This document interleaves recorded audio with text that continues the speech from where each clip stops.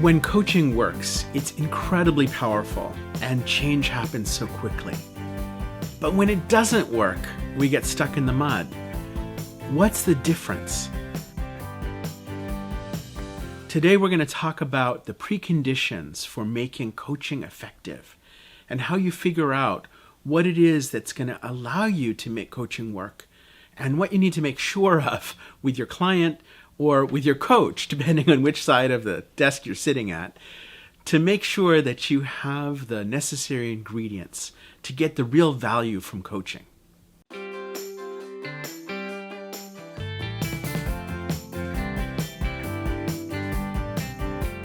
Coaching is a partnership where you're standing shoulder to shoulder, client and coach, working towards the client's goals.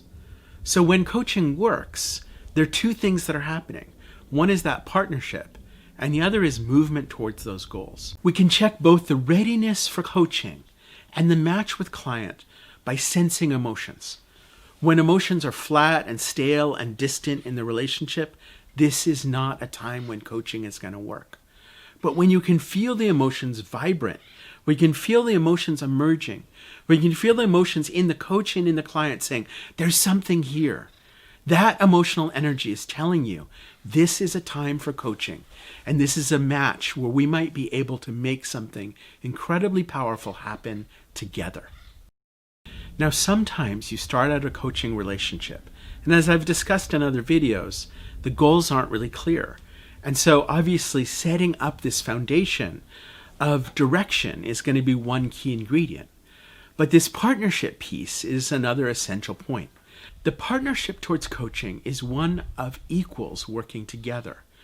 And in a society where we tend to have a lot of power distancing and hierarchy, part of the reason that coaching is so powerful is that we stand in a very different relationship. Rather than a relationship of somebody being in charge and somebody being underneath, in a coaching relationship, you have a shared power. And in that shared power, you open up new possibilities. It's a space of equity. It's a space where our relationship is about collaboration towards something that matters. And we're here as allies together, building something that supports both of us. It supports the client in their goals, and it supports the coach in their goals of being of service towards something that matters. So in building that partnership, one piece of the coach's work is to really pay attention to how you hold your client, how you think about yourself as coach and your client in a relationship that's very different from the normal relationships we have in our societies. A lot of times when I'm working with coaches in developing their strength and voice as a coach, part of it is figuring out how to stand in this kind of relationship of peer, trying to stand in this relationship where we have power with instead of power over. A lot of the coaches that I work with are coming from the corporate sector where they've been senior leaders and they're used to a command and control style relationship. In order to step out of this relationship, we need to step into something else. And that's one of the reasons why the skills of emotional intelligence are so valuable in developing your strength as a coach. Now, when you're setting out your coaching relationship, in addition to having a clear agreement, we need to check the readiness and the alignment. Readiness for coaching isn't necessarily having a specific clear goal. One of the things that we found in our journey of EQ research, where we studied thousands of open text comments from people who were in the process of learning emotional intelligence, is that many of them didn't quite know what they wanted from studying emotional intelligence, but they knew they wanted some change.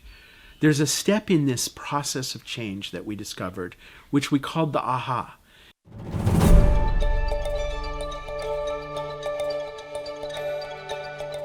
It's an aha, not a yes, I know what I want to do, but an aha, yes, if I make some change in myself, if I change the way that I'm thinking and the way that I'm feeling or the way that I'm acting, I will get different results. And there's something that I want to let go of. There's something that I want to move toward. We know from neuroscience research on change that that tension, that gap between where we are and where we want to go is an essential part of what makes change work.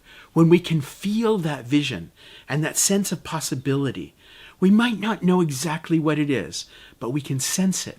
And part of our job as a coach is to help our clients sense that possibility. And perhaps in your journey of becoming a coach, you're also sensing that possibility about the kind of coach you want to be, that awakens and uplifts that possibility with your clients, starting even on the inside with yourself. When that light gets brighter, we become engaged in a possibility of learning and growth.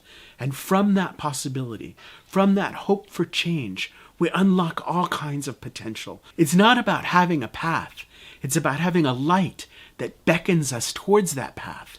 And emotions are part of what's going to illuminate that journey. And it's not just feelings of aspiration and wonder and hope, feelings of despair and struggle and helplessness and fear. These are all feelings about what matters. They're all feelings saying, let's shift.